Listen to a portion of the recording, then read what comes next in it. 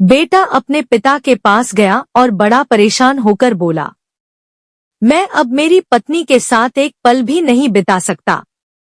वो मुझे आंखों में चुभती है। कभी कभी मुझे लगता है कि मैं उसकी जान ही ले लूं, लेकिन मैं जानता हूं ऐसा करके मैं और ज्यादा मुसीबत मोल ले लूंगा। पिताजी, मैं आपके पास आया हूं, अब आप ही मुझे कोई रास्ता बताइए। पिता ने एक गहरी सांस भरी और बोले, देख बेटा, मैं तुम्हें तुम्हारी पत्नी से छुटकारा दिला सकता हूँ। मेरे पास एक धीमा जहर है जो व्यक्ति को धीरे धीरे खत्म करता है। मैं तुम्हें वो देने के लिए तैयार हूँ, बस तुम्हें मेरी एक शर्त माननी होगी।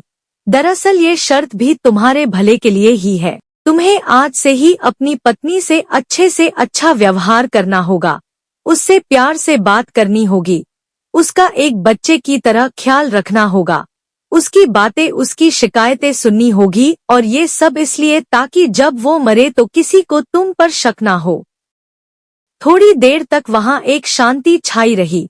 फिर पिता ने कहा कि अगर ये सारी बातें तुम्हें ठीक लगे तो उस डब्बी में वो सफेद पाउडर है, उसे रोज थोड़ा थोड़ा अपनी पत्नी के खाने में डालते रहना। बेटे ने वो डब्बी उठाई और वहाँ से चला गया। 30 दिनों बाद बेटा फिर से जब पिता के पास वापस लौटा तो उसकी आंखों में आंसू थे, उसके चेहरे पर ग्लानि की भावना थी। वह अपने पिता के पैरों में गिर पड़ा और बोला, पिताजी, मैं अब अपनी पत्नी को नहीं मारना चाहता, मैं उससे बहुत प्यार करता हूँ। आप उस जहर का असर खत्म हो जाए ऐसा कुछ कीजिए। पिता ने अपने बेटे को उठाया और बोला, डरो मत, उस डब्बी में सिर्फ चावल का आटा था। असली जहर तो तुम्हारे मन में था, और मैंने जो तुम्हें शर्तें बताई थी वो उस जहर का तोड़ था।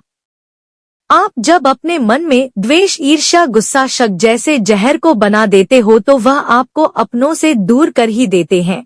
उनसे निपटने का यही तरीका है कि अपनों की बात सुनें, अपनों का ख्याल रखें, दया भाव रखें, माफ करना सीखें और ज्यादा अपेक्षा न रखें।